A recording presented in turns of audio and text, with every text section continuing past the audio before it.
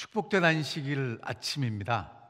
칼리지델 교회 온라인 예배에 참석하신 모든 분들을 진심으로 환영합니다. 이 안식일에 하나님의 놀라운 사랑과 축복이, 평강이 이 예배에 참여하는 모든 한 분 한 분 또 각 가정에 넘치도록 함께 하시기를 기원합니다. 다 함께 묵상 기도 드리면서 예배를 시작하도록 하겠습니다.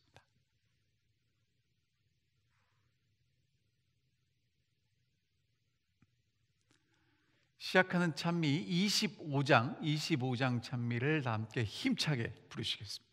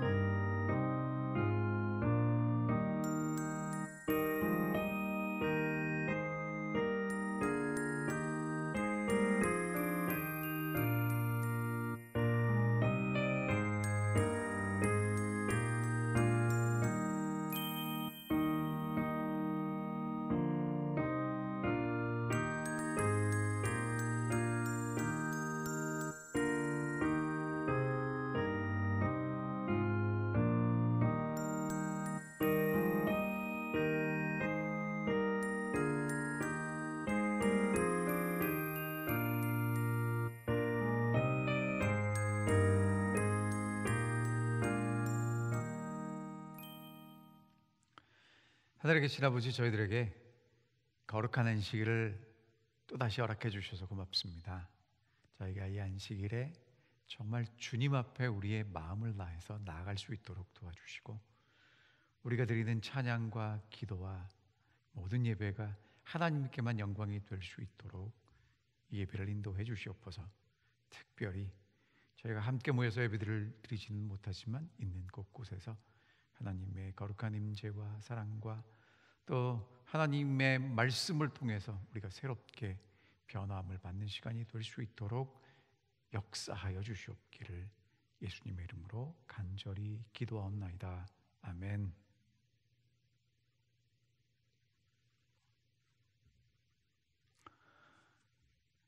안녕하십니까? 오늘은 5월 9일 안식일입니다. 벌써 5월의 둘째 안식일이 되었습니다.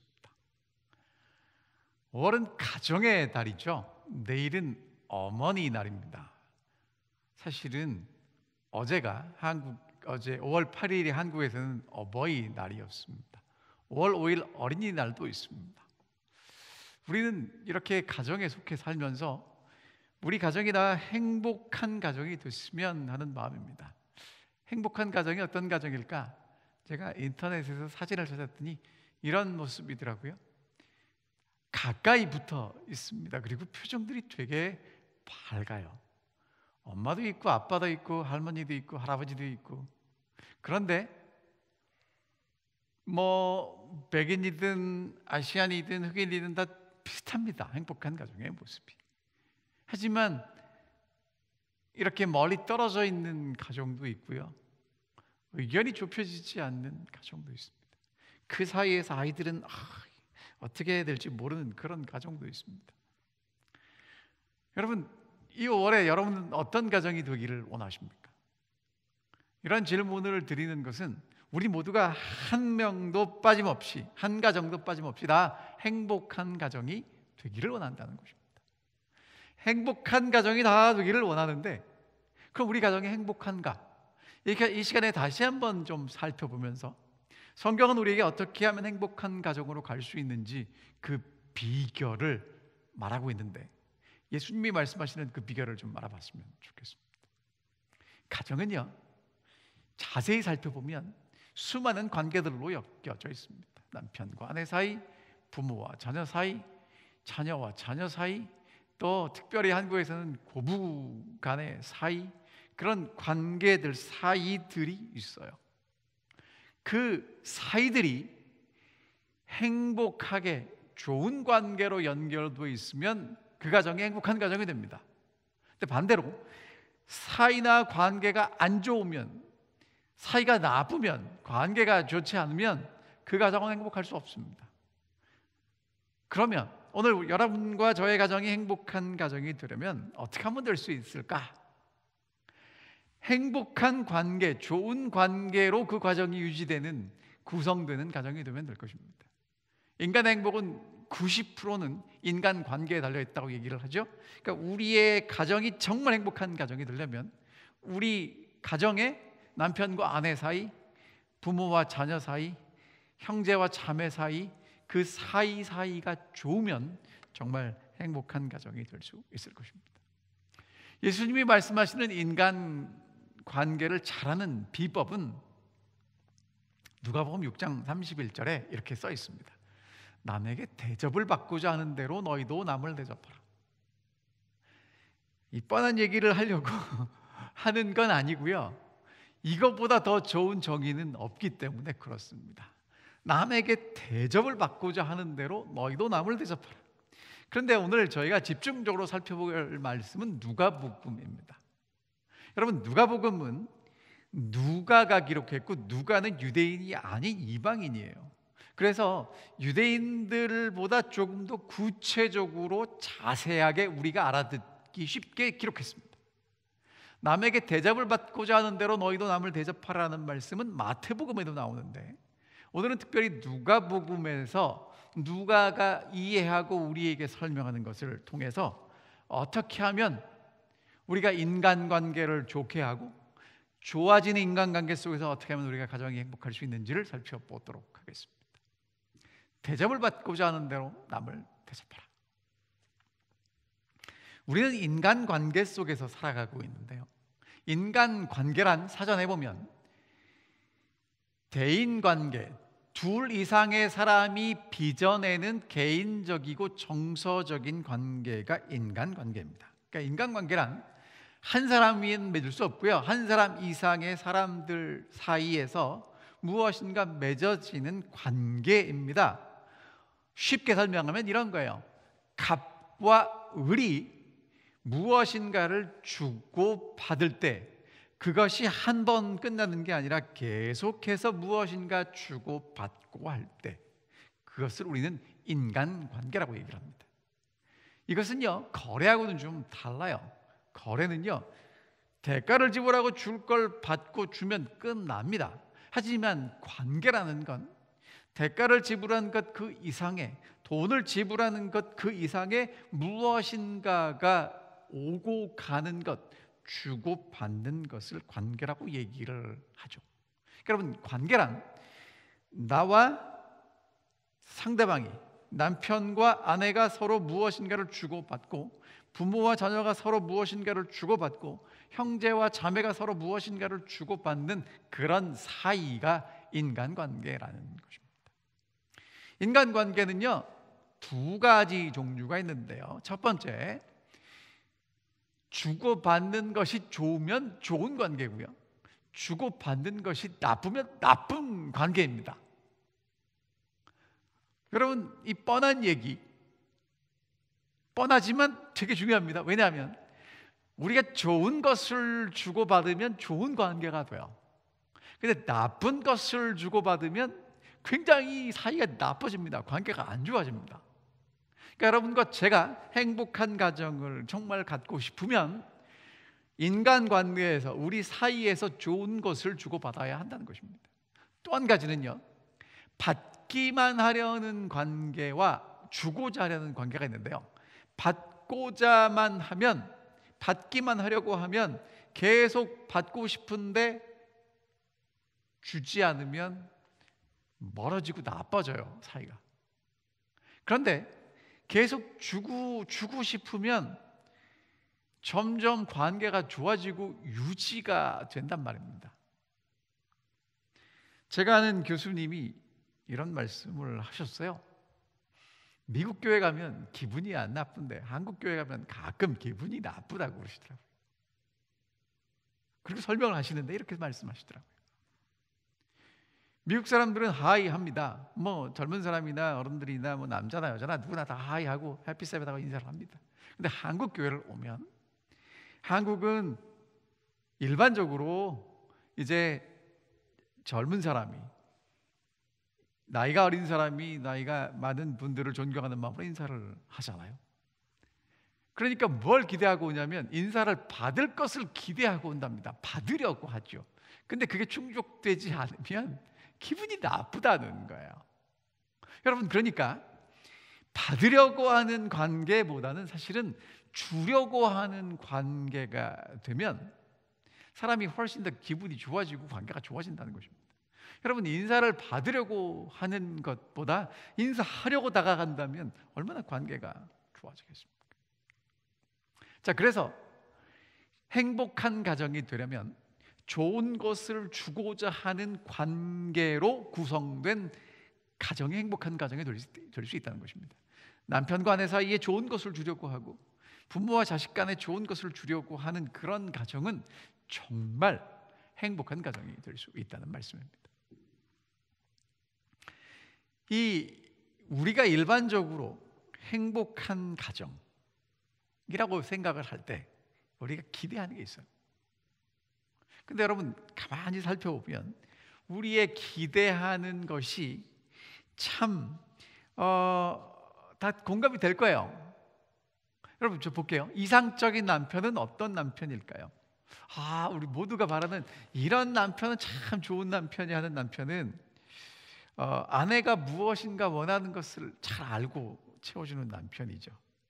좋은 직장에서 다니면서 돈도 잘 벌어다 주고 주말에는 시간 내어서 자녀들과 놀아주고 또 아내와는 연애할 때처럼 데이트하는 그런 것도 하고 맛있는 것도 사주고 그 다음에 처갓집 애경사 잘 챙겨주고 아내에게 자주 전화도 하고 문자도 하고 이렇게 요즘같이 봄에 아내가 옷장을 뒤지면서 입을 옷이 없네 하면 조만간에 옷 사러 갑시다 라고 말하는 그런 남편, 생일이나 기념일을 잊지 않는 남편, 정말 좋은 남편 아닙니까?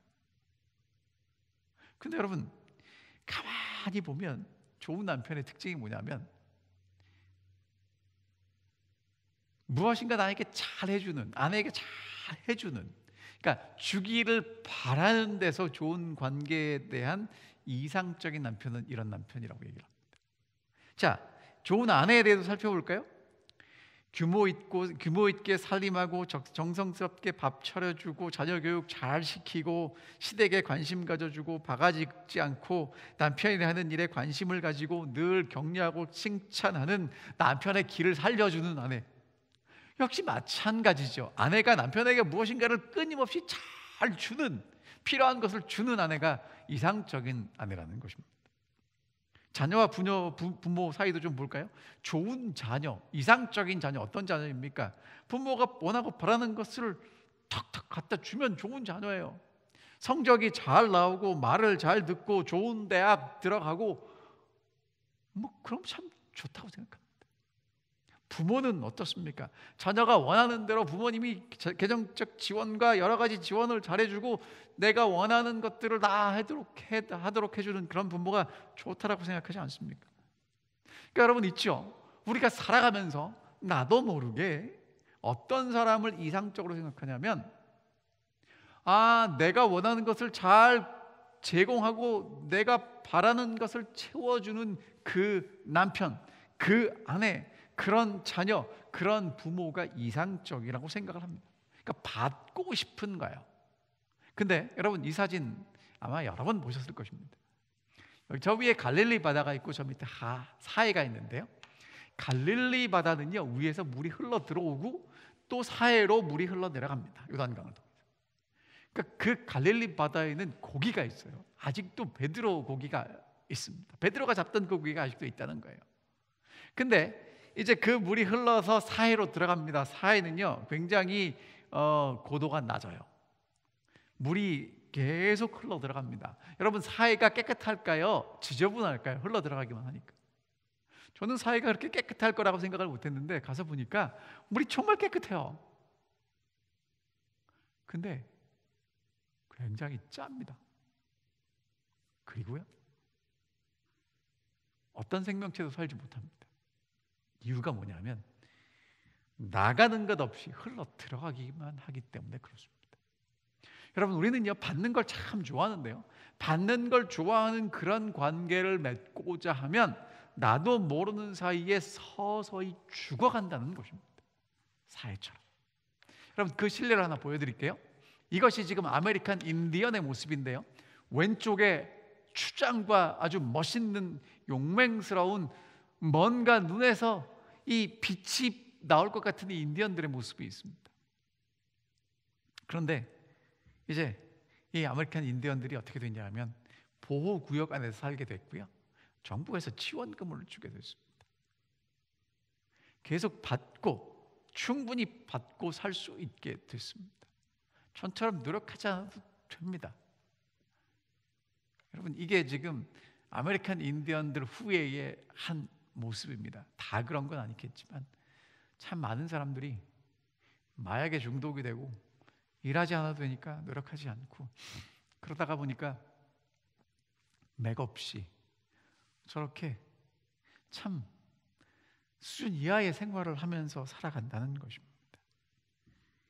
이유가 뭐냐면 계속 받기만 하기 때문에 그렇게 됐습니다. 오늘 여러분과 제가 정말 좋은 인간관계를 통해서 행복한 가정을 이루기를 원한다면 우리에게 꼭 필요한 것들을 주고 받고 하는, 받기만 하는 게 아니라 주고 받는 일을 계속해야 할 것입니다. 우리가 인간관계를 위해서 주고 받는 것들은요, 좋은 것들이 있고 좋지 않은 것들이 있는데요, 성경은 이렇게 얘기를 합니다. 누가복음 6장 37절에 비판하지 말라, 그리하면 너희가 비판받지 않을 것이요, 정죄하지 말라, 그리하면 너희가 정죄를 받지 않을 것이요, 용서하라, 그리하면 너희가 용서를 받을 것이다 라고 말합니다. 자, 주고받는 관계에서 관계를 나쁘게 만드는 것이 있는데 두 가지를 얘기하고 있죠. 비판하지 말라, 정죄하지 말라. 자, 우리에게 뭐라고 말씀하시냐면 우리 관계가 나빠지지 않게 하기 위해서, 좋은 관계를 유지하기 위해서 주고받으면 안 되는 게 있는데 그 두 가지는 비판과 정죄라는 것입니다. 자, 우리에게 뭐라고 말씀하시냐면 비판하지 말랍니다. 여러분, 비판이 뭘까요? 비판. 판단하고 결정하는 게 비판하는 거예요. 그럼 여러분, 누구 기준에서 판단하고 결정할까요? 어디까지나 내 기준입니다. 어떤 시어머니와 며느리와의 대화를 엿들었습니다. 며느리가 이제 해야 되니까 한 달에 한 번은 시어머니께 전화를 한답니다. 근데 며느리가 이제 시어머니에게 전화를 했습니다. 여보세요, 어머니 안녕하세요. 그랬더니 어머니가 대뜸 한다는 말이, 너는 꼭 내가 이렇게 바쁠 때만 전화하니. 여러분, 며느리가 시어머니가 바쁜지 안 바쁜지 알았겠습니까? 몰랐겠습니까? 그것도 한 달이 되었다고 이제 마음을 다해서 이렇게 그래도 효도한다고 전화를 했는데 시어머니가 한다는 말이, 너는 꼭 내가 이렇게 바쁠 때만 전화하니. 여러분, 누구 기준입니까? 시어머니 기준이죠. 나 중심으로 생각하고 판단하는 것입니다. 여러분, 그런 거 하지 말라는 거예요. 비판하면요, 내가 그렇게 판단하면요, 누구도 그렇게 판단하냐면 상대방도 판단한다는 것입니다. 시어머니가 너는 꼭 내가 이렇게 바쁠 때만 전화하니. 그럼 며느리가 뭐라고 대답하겠어요?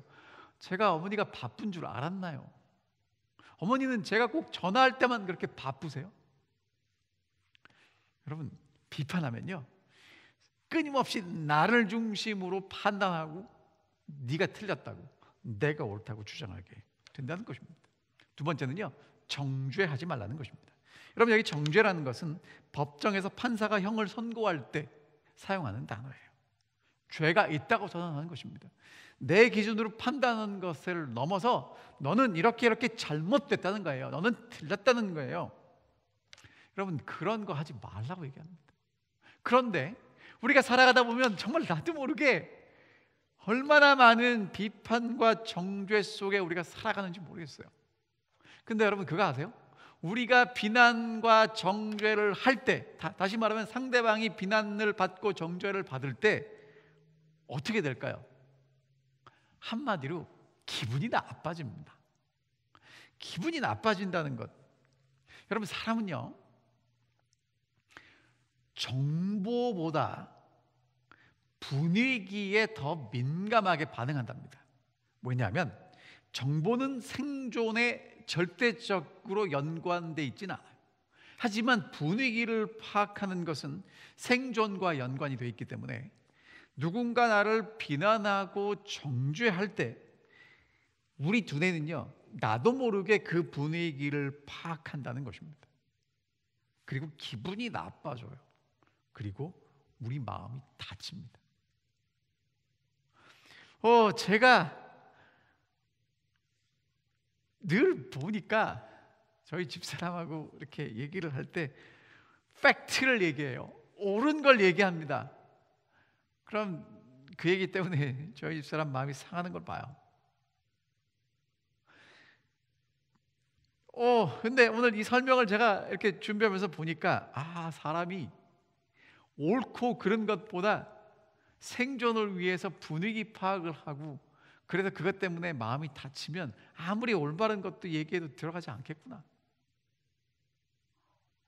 여러분, 우리가 서로 대화를 주고받고 관계 속에서 무엇인가 오고 갈 때 비난하고 정죄하는 건 정말 관계를 해치는 가장 치명적인 독이 되고 해가 된다는 것입니다. 근데 더 깊은 쪽을 살펴보면 이 비난하고 정죄할 때 그 뒤에는 무엇이 숨어 있냐면 상대방을 무시하고 내가 너보다 낫다고, 우월하다고 하는 태도가 숨어 있다는 것입니다. 여러분, 비난하고 정죄하는 건요, 절대적으로 인간관계에 행복한 가정을 위해서 필요하지 않은 것입니다.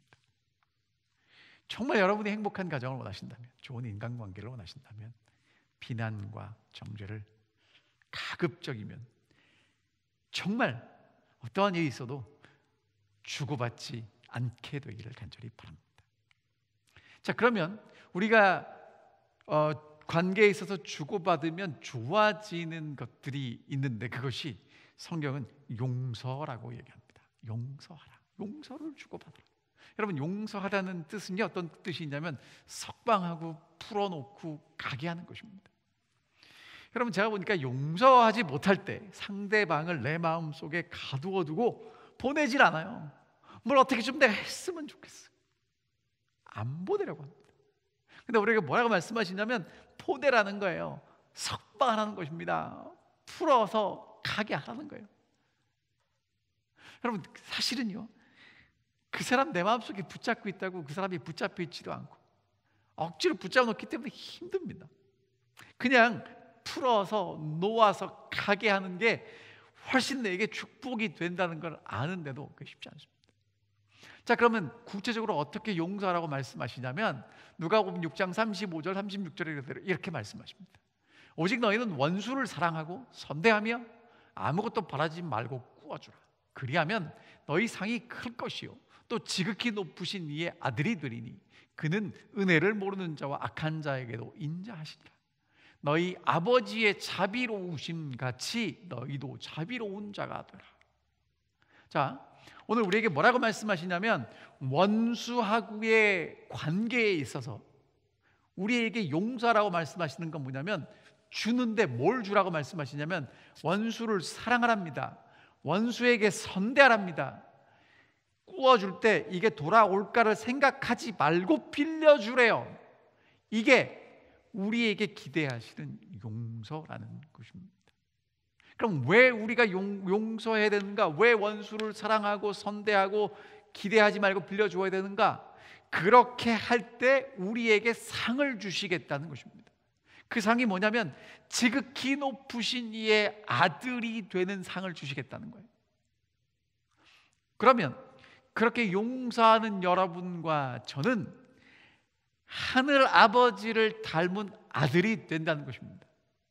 쉽게 말하면 하나님이 오늘 여러분과 제게 진짜 기대하시는 게 뭐냐면 상을 주시는데 하나님의 아들이 되게 하시는 거고, 하나님의 아들이 되게 하신다는 건 하나님의 아버지처럼 우리도 그렇게 사는 삶을 만들기를 원하신다는 것입니다. 누가복음 6장 36절에 있는 말씀을 다시 읽으면 너희 아버지의 자비로우심 같이 너희도 자비로운 자가 되라고 말씀하십니다. 여러분, 이 얘기를요 누가가 했을 때는요 그 당시 사람들이 알아듣고 감동을 받았을 거예요. 그러면 오늘날 우리에게는 이게 어떻게 적용이 될까요? 자, 하나님께서 우리가 서로 나누어 주기를 원하시는 것들이 있는데요, 우리는 그것을 굳이 가르쳐 주지 않아도 너무 잘 알고 있습니다. 어떤 것들이 있는지 몇 가지만 좀 살펴볼게요. 자, 우리는요 어떤 것들을 주면 참 기분 좋아지고 관계가 좋아지냐면 칭찬입니다. 참 잘했어요. 여러분 기억나십니까? 우리 어른들은 옛날에 시험 보고 숙제 내고 하면 선생님이 참 잘했어요 도장 찍어주면 여러분 그게 얼마나 기분이 좋은지 모릅니다. 여러분, 잘했다고 뻔한 얘기인데 들으면 기분 좋아집니다. 자, 어떤 사람의 일기입니다. 오늘 김대리님께 칭찬받았다. 고래도 춤추게 한다는 잘했어요, 고마워요 란 칭찬을 받으니 기분이 참 좋았다. 매일 칭찬마당에서 남 칭찬만 하다가 내가 받으니 기분이 더 좋았던 것 같다. 칭찬의 힘이란 대단한 것을 느낀 하루 덕분에 오늘 하루는 자신감이 충만했다.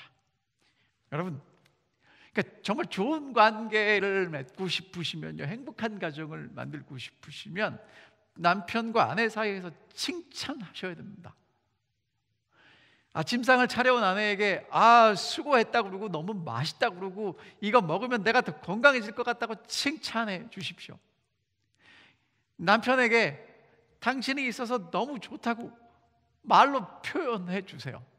여러분, 너무 뻔한 것 같지만 그 칭찬이 여러분과 제게 얼마나 큰 마음의 바이타민이 되는지 모릅니다. 칭찬해 주시기를 바랍니다.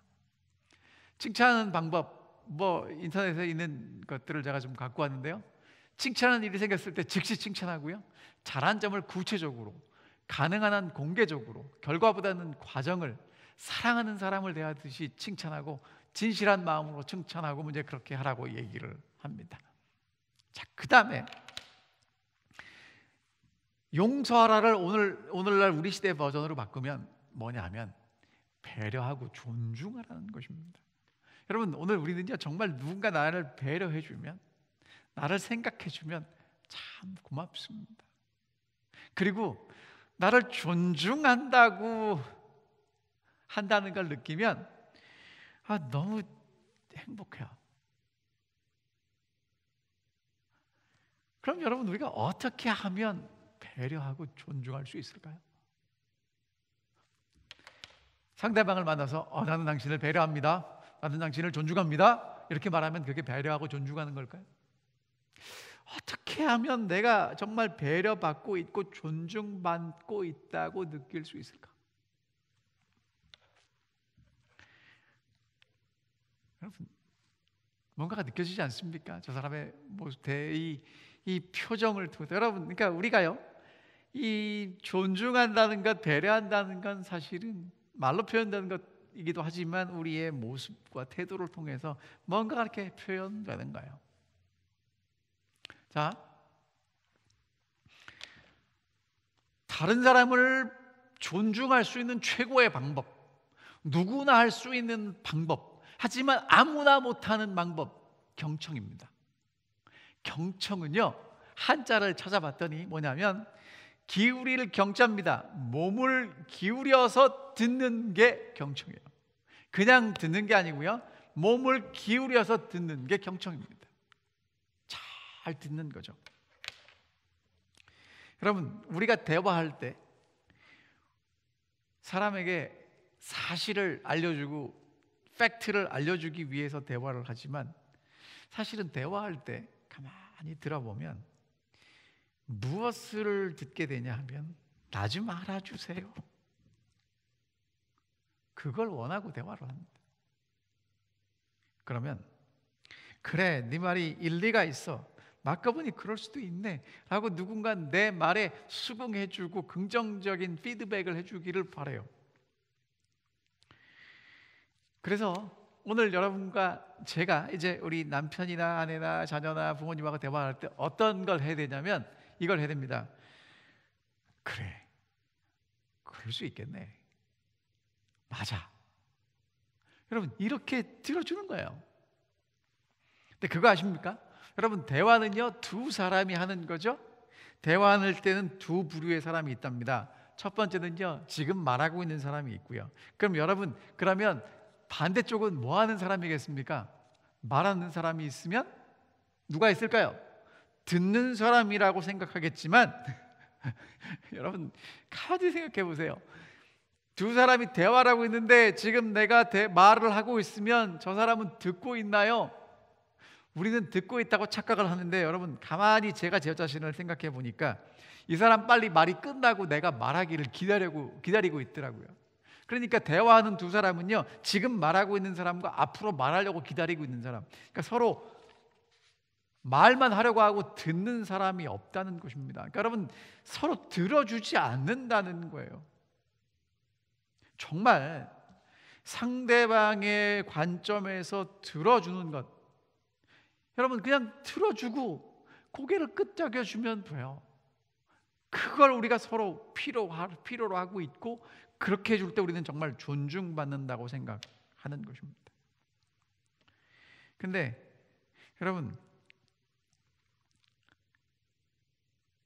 제가 이제 저희 집사람하고 대화를 할 때 보니까 듣는 건 듣는데 말이 틀려요. 팩트가 아니에요. 그럼 저는 자꾸 말하는 저희 집사람은 저에게 사라지고 집사람이 말하는 팩트만 제 머릿속에 남습니다.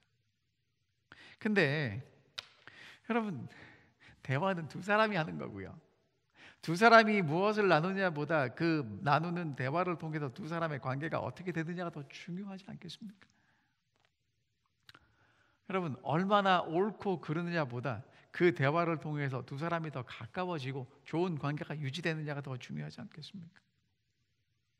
정말 여러분과 제가 잘 듣고 눈으로 공감해주고 마음으로 느껴주는 그런 대화를 통해서 상대방과 좋은 관계를 맺고 또 그 좋은 관계가 이어지는 행복한 가정이 되기를 간절히 바랍니다. 비판하지 말랍니다. 정죄하지 말랍니다.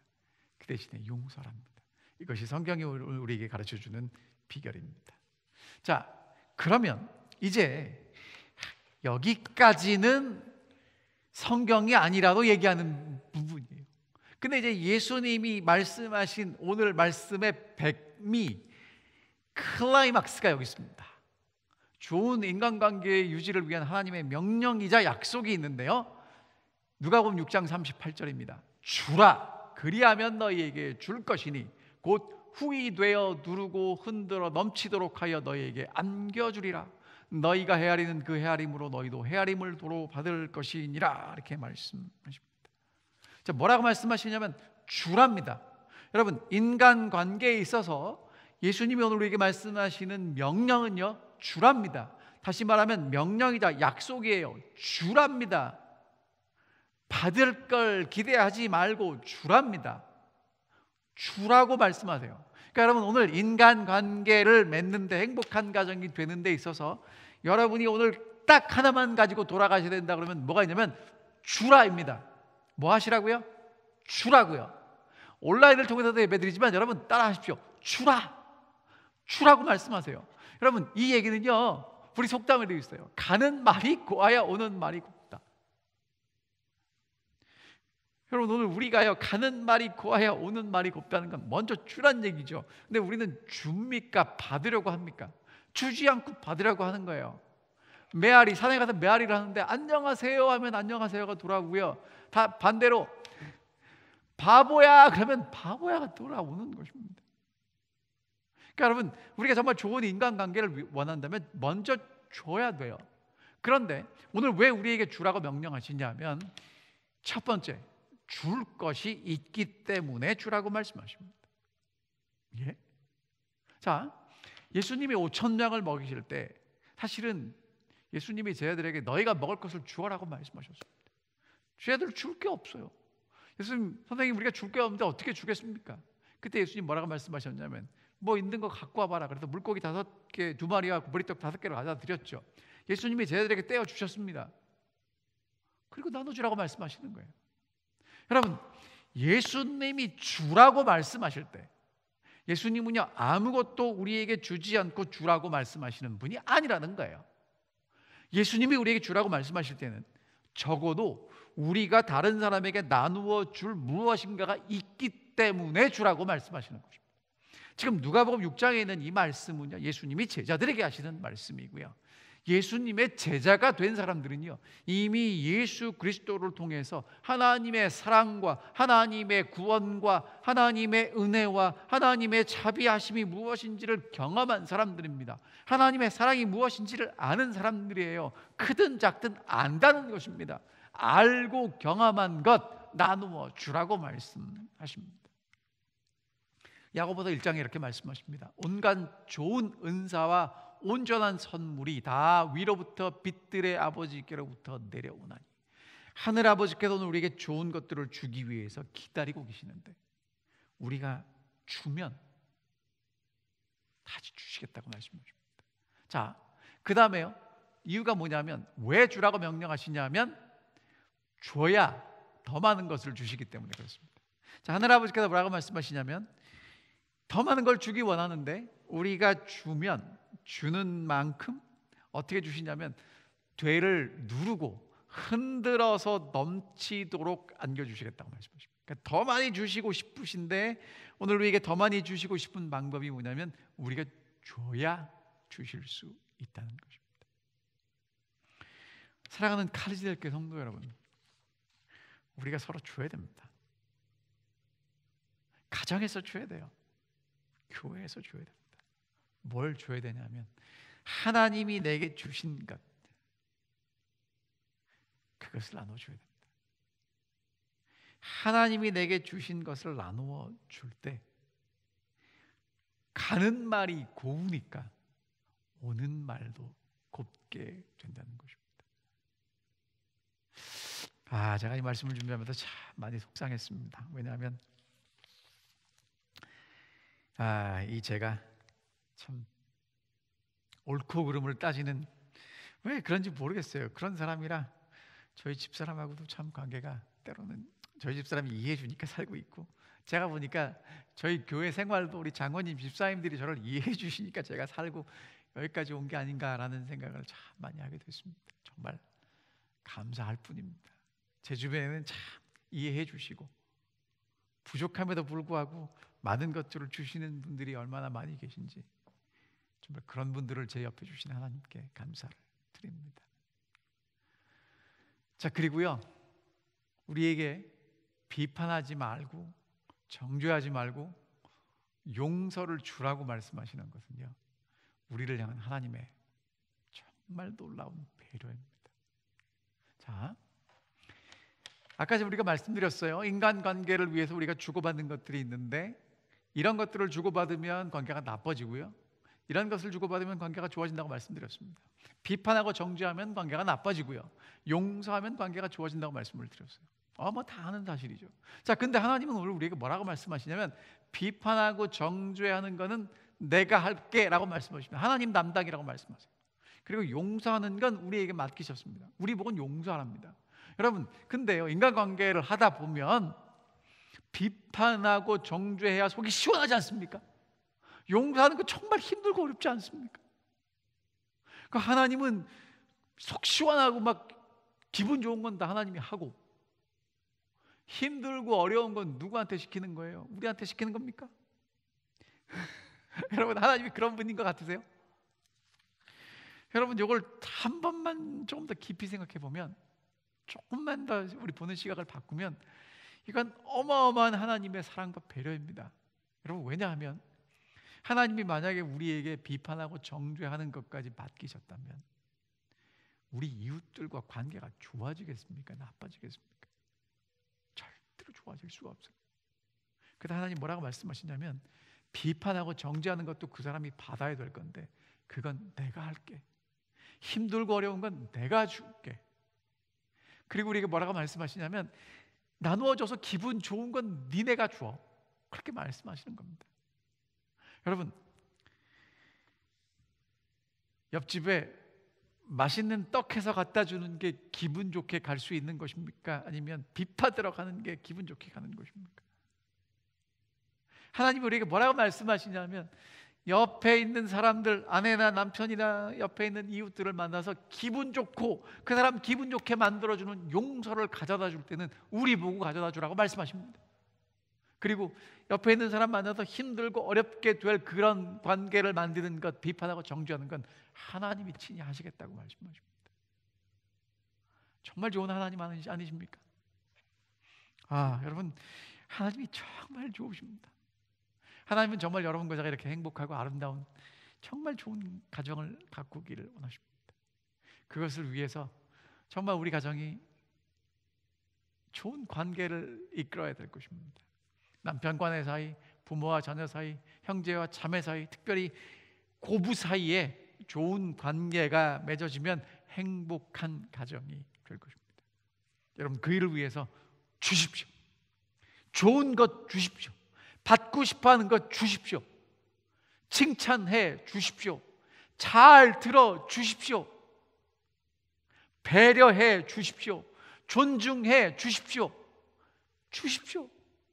그러면 좋은 인간관계가 맺어지고 정말 여러분의 가정은 행복한 가정이 될 것입니다. 주라. 주라. 주라. 이것이 오늘 하늘아버지께서 우리에게 주시는 인간관계를 위한 가장 핵심적인 한 단어입니다. 비난하지 말고 정죄하지 말랍니다. 하나님이 내가 비난하고 내가 정죄할 테니까 그건 네가 하지 말고 너는 용서하고 칭찬하고 격려하고 존중하는 것, 기분 좋게 만드는 것만 하라고 말씀하십니다. 남에게 대접을 받고자 하는 대로 너희도 남을 대접하라. 받고 싶은 만큼 주십시오. 그러면 하나님께서 더 큰 것으로 여러분들을 채워주실 것이고, 이것을 통해서 하나님의 아들, 하나님 닮은 아들이 되게 해주시겠다고 약속해 주십니다. 주라, 그리하면 너에게 줄 것이니 곧 훅이 되어 누르고 흔들어 넘치도록 하여 너희에게 안겨주리라.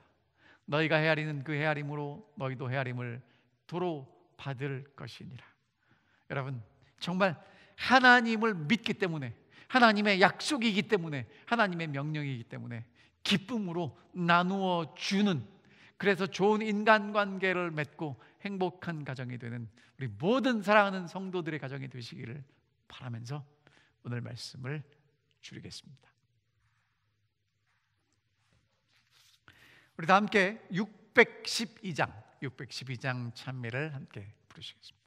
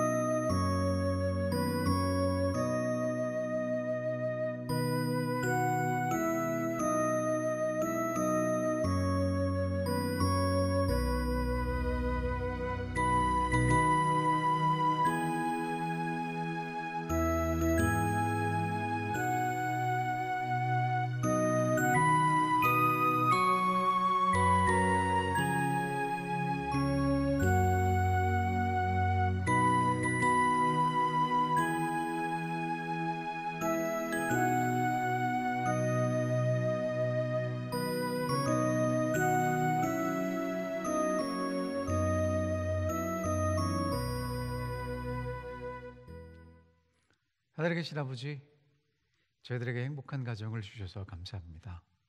우리 가정이 정말 예수님 안에서 더 행복하고 복되고 아름다운 가정이 될 수 있도록 인도해 주시고, 특별히 예수님 안에서 우리가 무엇을 받을까를 궁리하기보다 주님께서 우리에게 주신 것을 어떻게 나누어 줄까를 고민하고 기도하고 늘 염려하는 저희들이 되게 도와주셔서 정말 주께서 명령하신 주라는 것을 실천하고 그것을 통해서 하나님이 주시는 놀라운 축복과 은혜를 경험할 수 있는 우리 모두가 되게 인도해 주시옵소서.